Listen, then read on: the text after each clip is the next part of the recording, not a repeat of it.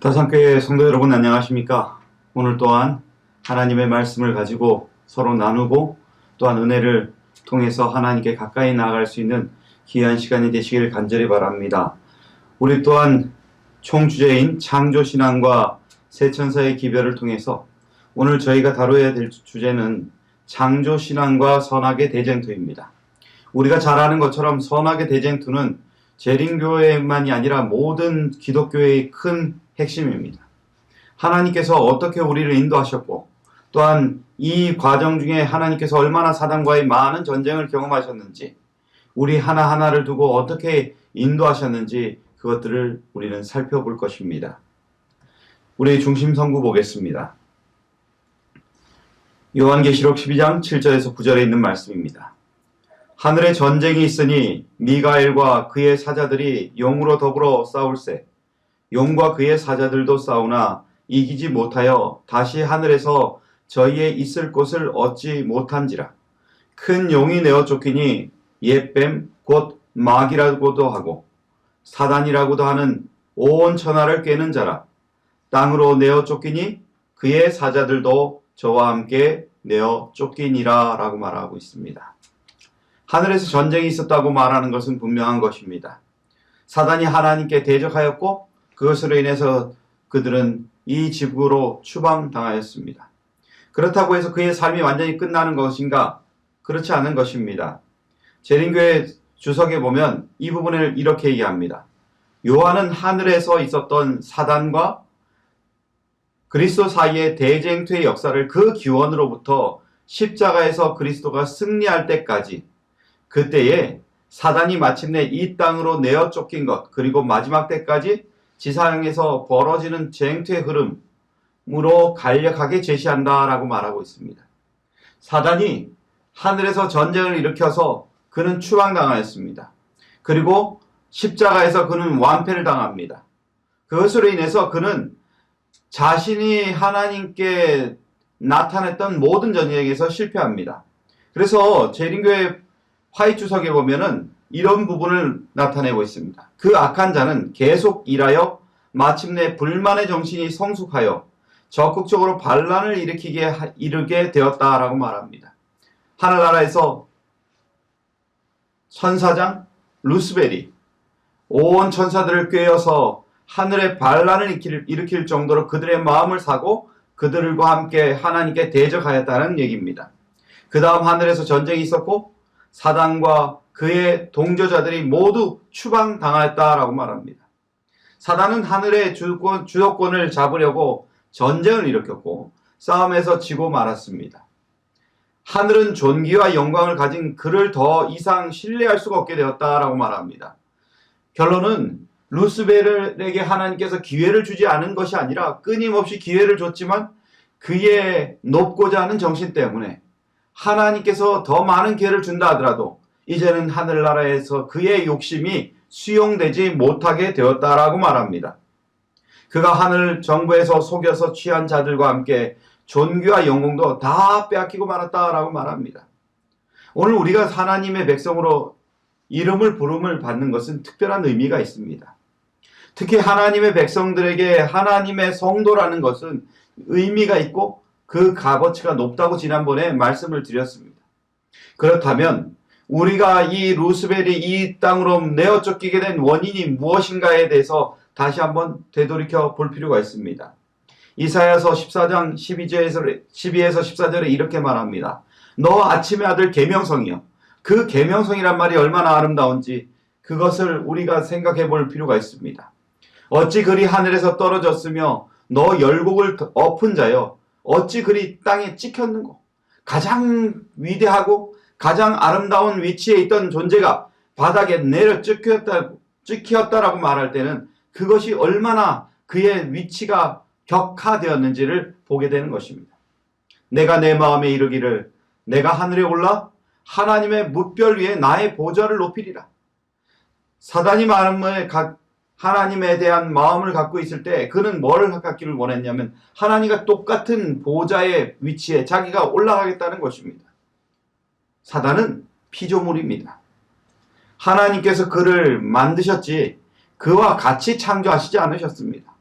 그런데 예수님을 보면서 자신도 똑같이 그분과 같이 되길 원하였고 그는 하나님이 되길 원하였습니다. 그러나 결론은 그는 넘보지 말아야 될 것들을 넘보는 것입니다. 세상에 어느 자녀가 내가 아버지가 되고 싶다 해서 아버지가 될 수 있습니까? 아버지가 될 수 없죠. 왜냐하면 아버지는 나를 낳아주셨기 때문에 그렇습니다. 그런데 어느 누가 아버지를 없앤다고 해서 그 아버지가 완전히 사라질까요? 아니요. 인간이 갑자기 하나님처럼 흉내는 낼 수 있지만은 하나님이 될 수가 없습니다. 존재가 다르기 때문에 그렇습니다. 그랬는데 천사장 루스벨은 하나님께 도전하였고 그것으로 인해 쫓겨났습니다.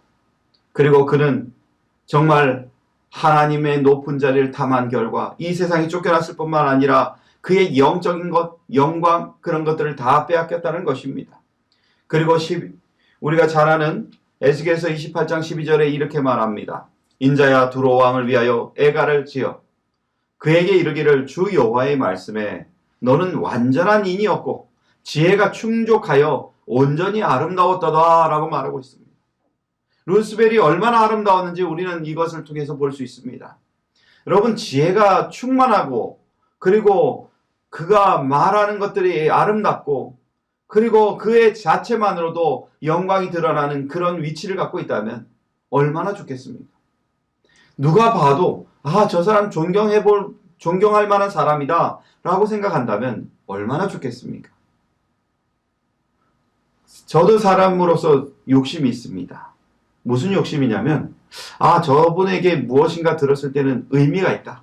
저분에게 뭔가 들을 때는 남는 것이 있다라는 것을 듣고 싶습니다. 그런데 항상 그러지는 못합니다. 왜요? 한계가 있어서 그렇습니다.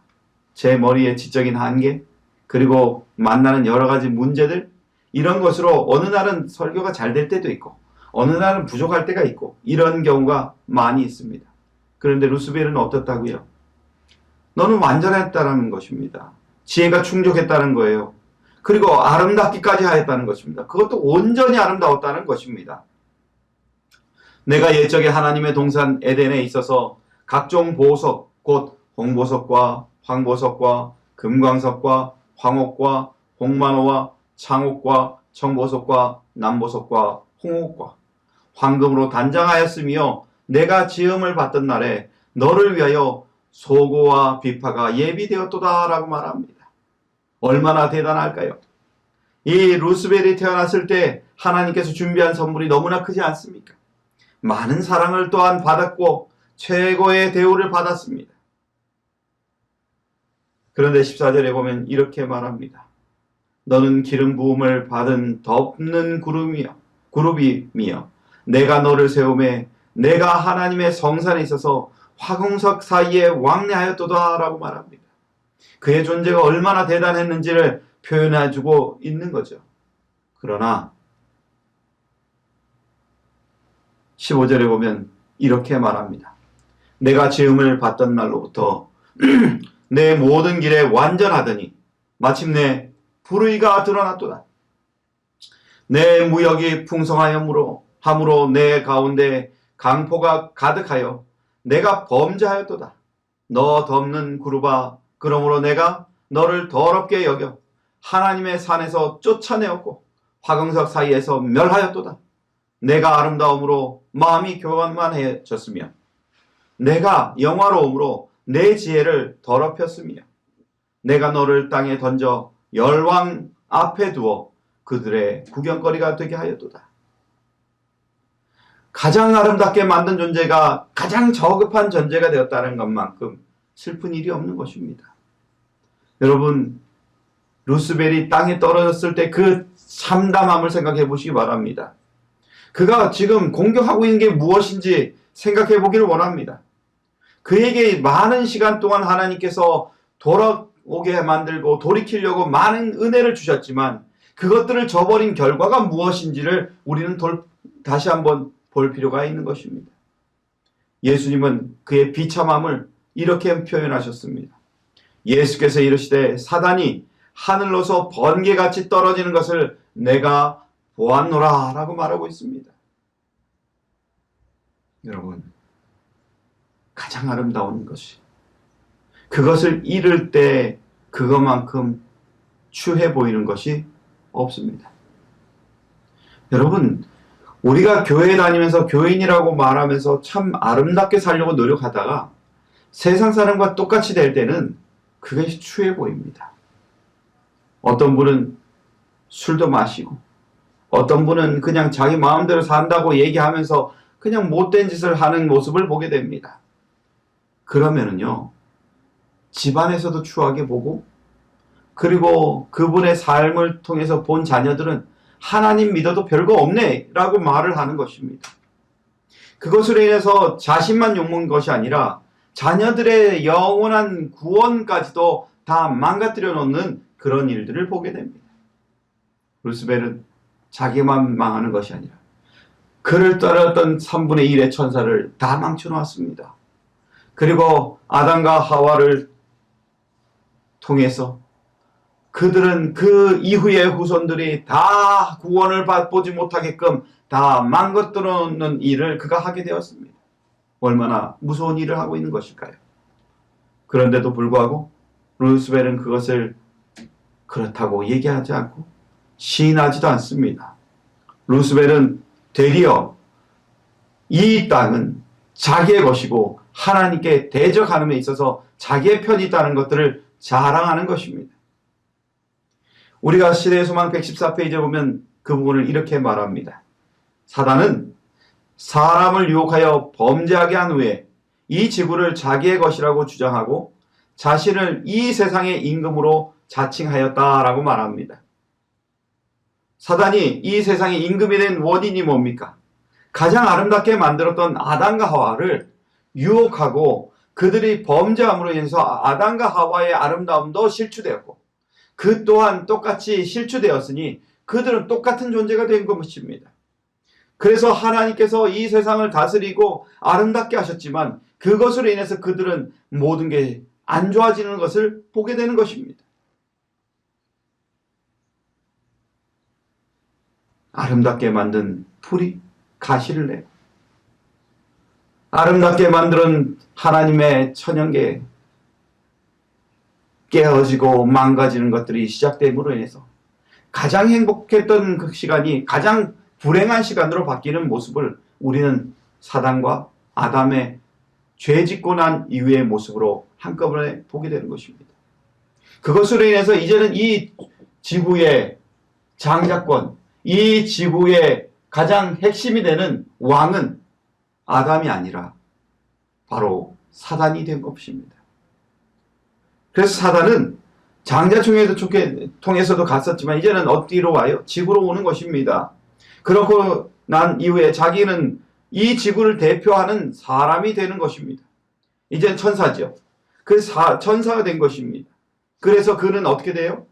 이 지구에 있는 모든 권한을 자기에게 있다고 말하는 것입니다. 그래서 예수님께서 말씀하실 때 이렇게 말하십니다. 이제 이 세상의 심판이 이르렀으니 이 세상 임금이 쫓겨나리라 라고 말합니다. 이후에는 내가 너희와 말을 많이 하지 아니하리니 이 세상 임금이 오겠습니다. 그러나 저는 내게 관계할 것이 없으니. 요한복음 16장 11절에는 심판인에 대하여라 함은 이 세상 임금이 심판을 받았음이니라 라고 말하고 있습니다. 결론은 사단은 예수님께 나아감으로 인해서 자신에게 지금 예수님을 복종시키려고 하다가 되려 그는 자신의 모든 죄악이 드러나는 그런 일이 나타날 뿐만 아니라 예수 그리스도로 인해서 심판받았다는 것입니다. 여러분, 사단이 예수님을 넘어뜨려야만 그는 하나님의 권위와 그리고 하나님의 사랑이 잘못됐음을 이야기할 수 있고 하나님의 율법이 잘못됐다고 온 의지에 증거할 수 있는데 예수님께 나아가면 항상 지는 것입니다. 하늘에서도 졌고요. 그리고 이 세상에 오셨을 때 예수님께서 온 지구 백성을 구원하기 위해서 하나님께서 인도하시는 그 광야로 들어갔을 때 그는 사단으로서 하나님 앞에 나아가서 정말 딜을 합니다. 누가복음 4장 6절에서 7절에 보면 이렇게 말합니다. 가로되 이 모든 권세와 그 영광을 내게 주리라. 이것은 내게 넘겨준 것이므로 나의 원하는 자에게 주노라. 그러므로 내가 만일 내게 절하면 다 내 것이 되리라 라고 말합니다. 여기에 보면 내게 넘겨준 것이라고 말하고 있습니다. 이 지구에는 하나님께서 아담과 하와를 아름답게 창조하셨고 모든 권한이 이 아담과 하와에게 있었지만 그들의 범죄함으로 인해서 이 권한이 이제는 사단에게 넘겨준 것입니다. 그러니 이제는 이 권한을 누구에게 줄 수 있다는 거예요? 예수님께 줄 수 있다는 거예요. 그러나 조건은 뭐냐면 절 한번 하라는 것입니다. 여러분, 절 한번 하고 선물 받는 게 편할까요? 그냥 절 안 받고 절 안 하고 그 고통을 경험하는 게 나을까요? 어느 누가 고통을 받기를 좋아하겠습니까? 어느 누가 힘든 삶을 좋아하겠습니까? 그리스도인으로 살면서 우리가 그리스도인이기 때문에 겪어야 될 많은 일들이 있지 않습니까? 그럴 때마다 내가 왜 예수님을 믿었지? 그런 고민을 경험할 사람들이 있으리라고 생각합니다. 그러나 예수님은 절보다는 고난을 선택하셨습니다. 고난이 하나님의 진정한 값어치를 나타낼 수 있고 하나님의 진정한 뜻을 보여줄 수 있기 때문에 그렇습니다. 그래서 예수님은 절하지 않고 사단을 데리어 쫓아냅니다. 그리고 예수님께서 가셔야 될 십자가의 길을 그분이 가셨습니다. 시대소망 114페이지에 그 부분에 대해서 이렇게 말합니다. 그리스도께서는 사단의 주장을 반증하기 위하여 오셨다. 그는 인자로서 하나님께 끝까지 충성할 것이었다. 그렇게 함으로 사단이 인류에 대한 완전한 지배권을 가지지 못하였다는 것과 세상이 자기의 것이라는 사단의 주장이 허위였다는 것이 증명될 것이다.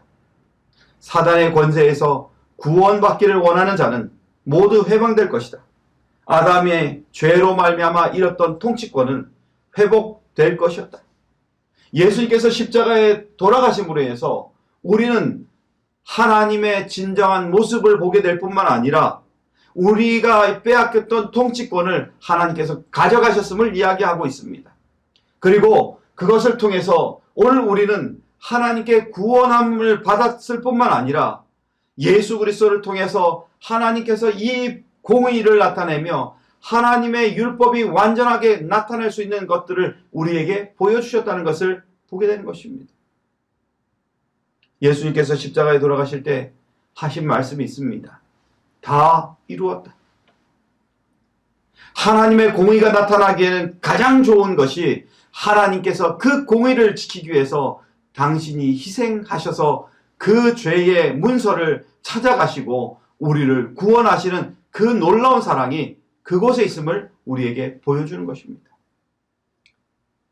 하나님은 어떤 존재이기에 우리를 사랑하시고 대쟁투 속에 당신이 직접 오셔서 그 십자가를 지실 뿐만 아니라 우리를 통해서 하나님의 아름다운 선을 보게 하는지 우리는 생각해 볼 필요가 있습니다. 사단을 왜 악이라고 말하는지 그것들을 바라볼 필요가 있습니다. 하나님께서 세상을 창조하셨을 때 하나님은 그곳에 선을 두셨음을 실물교훈 18페이지는 이렇게 말합니다. 만물이 본래의 완전한 상태로 있었을 때에는 오직 하나님의 사상, 선만을 나타내고 있었다라고 말합니다. 아담과 하와가 에덴 본향에 살던 당시에는 천연계는 모두 하나님께 대한 지식과 신령한 교훈들로 충만해 있었다. 그들은 눈으로 보고 지혜를 얻게 되었으며 하나님이 지으신 만물을 통하여 그분과 교제하게 되었다.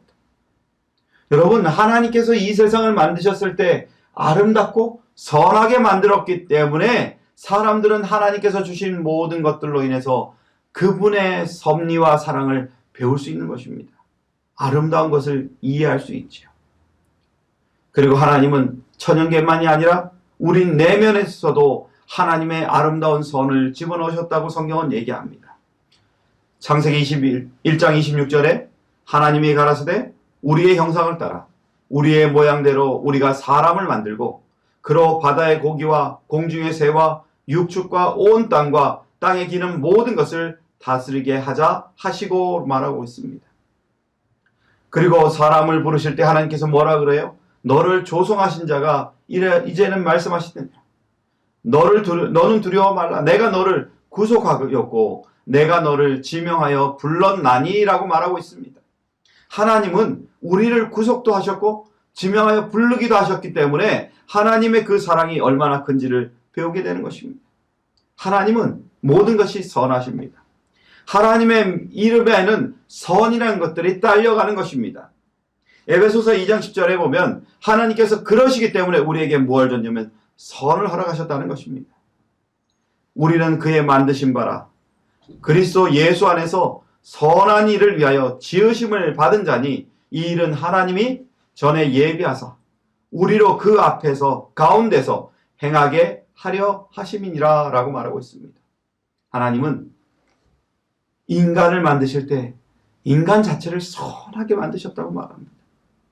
인간이 선택할 수 있는 권한도 또한 하나님의 선하심입니다.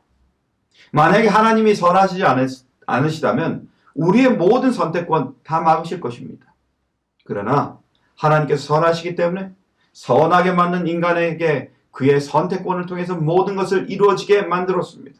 루스벨도 또한 그렇게 하셨습니다. 그러나 루스벨은 하나님의 선한 것들을 악으로 만들어놨고 인간은 루스벨의 길을 따라감으로 인해서 인간이 행하는 모든 것들이 악할 수밖에 없는 것입니다.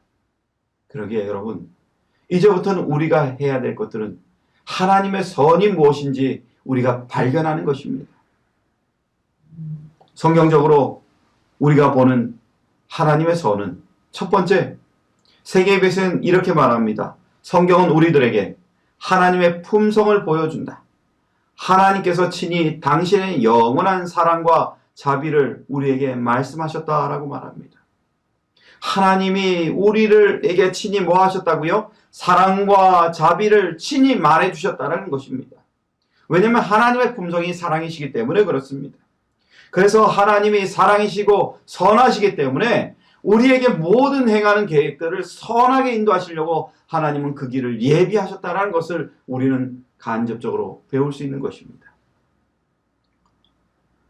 하나님은 또한 예수님에게 그 선의 모습을 보여주셨습니다. 생애빛 13페이지에는 이렇게 말합니다. 예수님께서 사신 생애는 우리에게 당신의 품성을 나타내 준다. 그분의 생애는 또한 하나님의 품성을 우리에게 보여준다라고 말합니다. 그래서 예수님께서 뭐라고 말씀하세요? 나는 선하다라고 말하는 것입니다. 근데 예수님께서 선하다고 할 때 자신이 선하다고 얘기해 아버지가 선하다 그래요. 아버지가 선하다고 말합니다. 하나님이 선하기 때문에 나도 선한 것입니다. 여러분, 우리가 하나님과의 관계 속으로 들어가지 않는다면 우린 선의 값어치를 이해하지 못합니다. 선이 하나님께로부터 나와야 우리의 삶이 선하게 바뀌어가는 것입니다.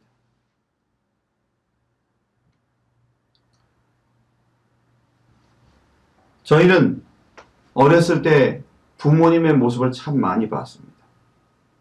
저희 아버지와 어머니는 자녀들에게 악하지 않으셨습니다. 자녀에게 최대한 선하시려고 노력했죠. 그리고 저희 부모님은 어려서부터 본 게 하나님을 믿지 않았어도 그분들은 거짓말할 줄 모릅니다. 거짓말할 줄 모른다는 말이 그분들이 100% 거짓말을 안 한다. 그거는 잘 모르겠습니다. 그러나 최소한 자신의 한 행동에 대해서 거짓말은 하지 않습니다. 그것들을 봐왔던 자녀들이 거짓말을 잘 못해요. 그냥 그대로 사는 것입니다. 하나님께서 보여주는 것은 선한 부모를 통해서 선한 자녀를 양육하게끔 만드는 것들을 통해서 하나님의 본질을 조금 더 이해할 수 있게끔 길을 열어놓으신 것을 보게 됩니다. 그래서 우리는 성경을 들여다보면 하나님께서 얼마나 선하신지 인간이 잘못하더라도 그것을 끊임없이 참고 참으셨다가 한 번씩은 그들에게 말씀하십니다. 거기서 돌아오라고 말씀하시죠. 그리고 인간이 부르시면, 인간이 하나님을 찾으면 그것 때에 하나님은 또 그들에게 가셔서 그들과 같이 지내는 그런 하나님이십니다. 때로는 채찍을 들으시기도 하지만 그 채찍이 사랑하기 때문에 이루어지는 것을 우리는 알게 되는 것입니다. 그래서요, 우리는 하나님의 선하심을 무엇으로 보게 되냐면 첫 번째 자비입니다. 우리는 하나님의 자비를 통해서 하나님의 선이 얼마나 가치 있는지 보게 되는 것입니다. 하나님의 선의 첫 번째 속성이 뭐예요? 자비이기 때문에 자비를 베풀게 하는 원동력은 이웃에 대한 동정심으로부터 시작된다라고 얘기합니다. 하나님은 우리를 동정하시지 우리를 가지고 어떤 사용해야 될 존재로 생각하시는 분이 아니십니다. 그래서 우리가 어떤 사람인지를 잘 알아요. 그래서 이 동정심이란 말 앞에는 책임지는 컴패션의 동정심으로 성경에는 불쌍히 여긴다고 말합니다. 그래서 긍휼 이 말에는 이 컴패션이라는 말이 들어갑니다. 그래서 사람을 보면서 참 긍휼하게 생각하는 거예요. 여러분 어린아이가 이렇게 지나갈 때 그 아이를 보면은 어떻게 보이세요? 그 아이가 이제 막 아장아장 걷는 때 엄마 아빠들이 어찌할 바를 몰라서 그 아이인데 손도 내밀어 보고 어떻게 하면서 애가 걸으면 엄마 아빠가 좋아가지고 박수치고 그것을 찍고 이런 모습을 보잖아요. 하나님은 우리가 잘하는 모습, 부족해 보이지만 흔들흔들 하면서도 고우는 모습, 그것만으로도 기뻐하시는 자비의 하나님이라는 것을 이야기하고 있는 것입니다. 두 번째는 우리가 무엇을 통해서 하나님의 선하심을 아냐면 공의를 통해서 아는 것입니다. 이 사람들은 하늘의 하나님이 공의의 하나님이심을 잊어서는 안 된다고 그리스도인 문서 선교에 나타내고 있습니다. 하나님의 성품을 이해할 때 가장 이해하기 어렵고 오해하여 실수하는 부분이 바로 하나님의 공의라는 것입니다. 근데 죄에 대해서는요, 하나님의 심판, 예수님의 십자가, 그리고 하나님의 율법 등과 같은 하나님의 품성을 이해하려면 우리가 하나님의 공의의 속성을 이해하지 못하면 안 되는 것들이 바로 이런 부분입니다. 여러분, 하나님의 심판이 왜 있을까요? 하나님이 공의가 없다면 심판하지 않습니다. 그냥 놔두죠. 그러면 공의가 없으면 그냥 썩은 대로 놔두는 것입니다. 그게 공의일까요? 공의는 잘못된 걸 도려내고 값어치 있게 만들어 놓을 때 그것이 공의의 역할을 하는 것입니다. 예수님께서 십자가에 돌아가신 것 하나님의 공의 때문에 그렇습니다. 왜냐하면 인간의 죄로 인해서 우리가 하나님께 용서함을 받을 수 없지만은 하나님께서 되려 대속물을 내셔가지고 우리를 대신해서 죽게 만드신 예수 그리스도를 통해서 하나님이 우리의 죄의 속전을 내시고 그리고 우리를 용서해 주시는 그 은혜가 있음에 그것이 바로 하나님의 공의라는 것입니다. 사단도 이해해야 되고 온 우주 사람도 이해해야 되고 하나님도 이해할 수 있는 길이 바로 그것입니다. 그리고 하나님의 율법은 우리의 삶에 있어서 지킬 수 없다고 사단은 끊임없이 얘기하지만 하나님은 사랑으로서 그 값어치를 더 높이셨고 그리고 이웃을 바라봄으로 인해서 그 십계명의 값어치를 더 높게 만들고 자신의 삶을 하나님께 드리는 아름다운 덕목이 나타날 때 그 공의의 값어치가 나타나는 것입니다. 그래서 여러분, 하나님의 공의는 우리에게 가치 있는 것입니다. 하나님의 공의가 있기 때문에 우리는 용서함을 받을 수 있어요. 왜냐하면 우리가 하나님께 득죄할 때 하나님께서는 단번에 우리를 치거나 욕하지 않으시기 때문에 그렇습니다. 여러분, 하나님의 공의에는 우리를 먼저 이해하시는 게 나와요. 하나님의 공의가 있기 때문에 우리를 이해하시고 우리의 죄를 용서하시는 것입니다. 우리가 잘 아는 것처럼 베드로가 그렇습니다. 베드로가 예수님이 십자가에 돌아가시기 전에 그가 예수님을 3번 부인했습니다. 그가 3번 부인하고 난 다음에 그가 자신이 지어지는 죄로 인해서 눈물 흘리고 하나님께 탄원하였던 그 사건이 있었고 이제는 자신은 도저히 회복되지 못할 거라고 생각했을 때 예수님께서 그를 만나시고 그리고 갈릴리에서 그를 위해서 만나자고 얘기했을 때 제자들이 어떻게 했습니까? 물고기를 잡으러 갔습니다. 밤새도록 못 잡았죠. 그러나 아침에 예수님께서 다시 그물을 내리라고 했을 때 그들이 그물을 내린 결과 많은 고기를 얻고 난 다음에 베드로가 그가 예수님이란 것을 깨닫고 왔을 때 제자들과 많은 이야기를 하신 예수님께서 그에게 주문하시는 것이 있습니다. 내가 나를 사랑하느냐?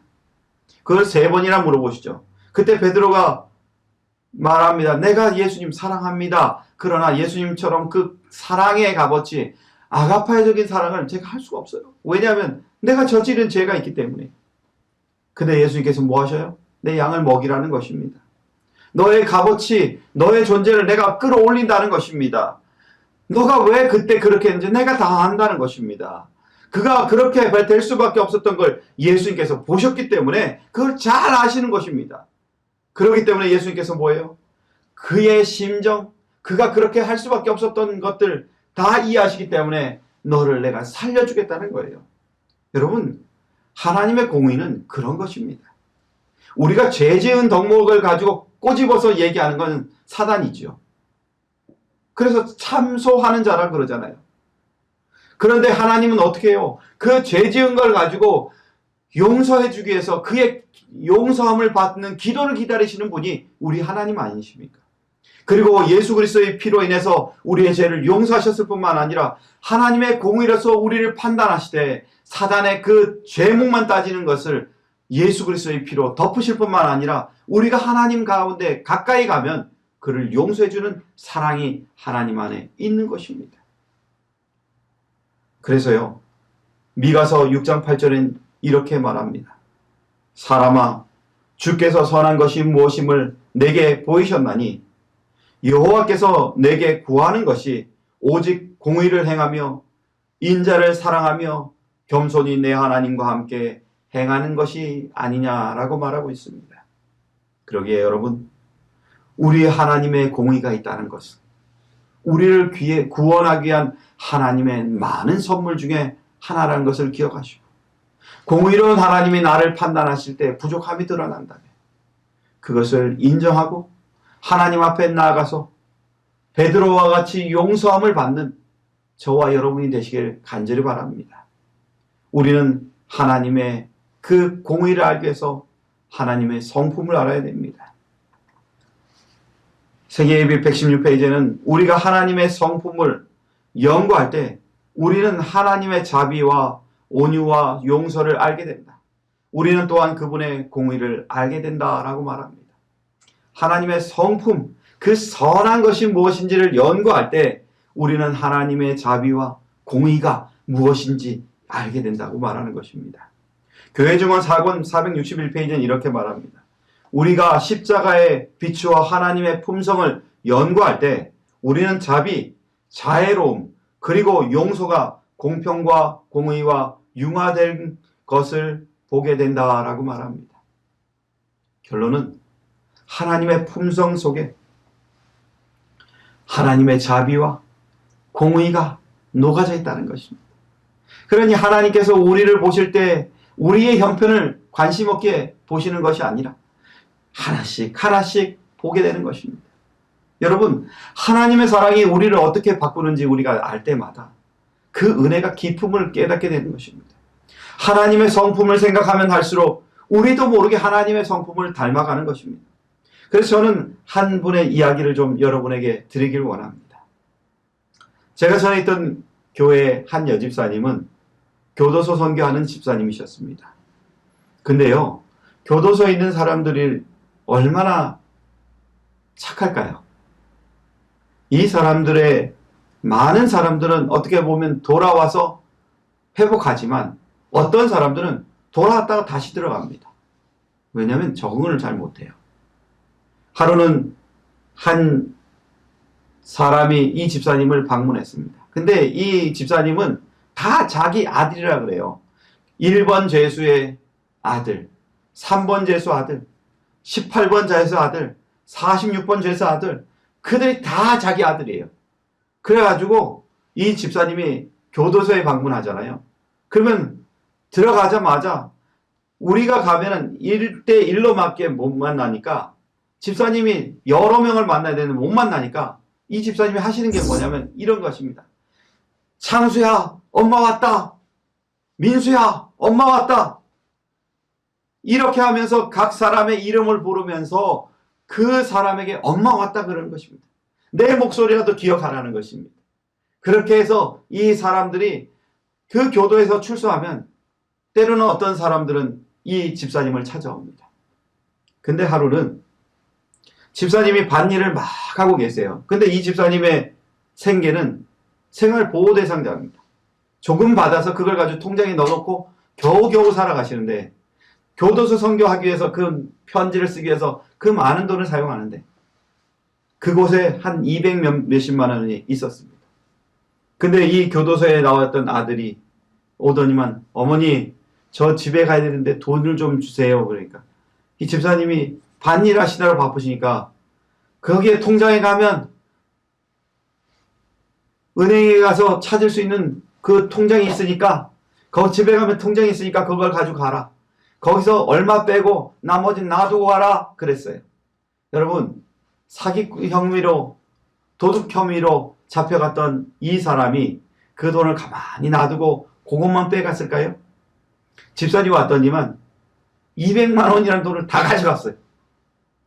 그러면 여러분, 200만 원을 가져간 교도소 사람들을 내 자식이라고 부를 수 있겠습니까? 그 사람을 내 자식처럼 다시 품을 수 있겠습니까? 근데 얼마 후에 그 사람이 다시 교도소에 들어갔어요. 집사님 그러시는 것입니다. 목사님, 방문 갑시다. 어디요? 교도소요. 아들놈이 교도소 갔다 합니다.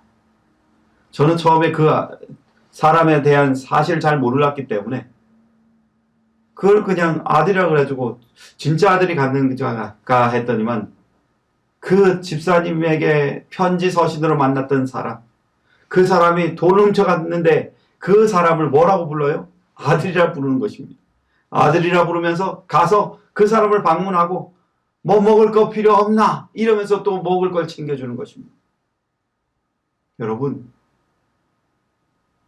이 집사님은 그 교도소에서 나온 사람이 어떤 사람인지 알아요.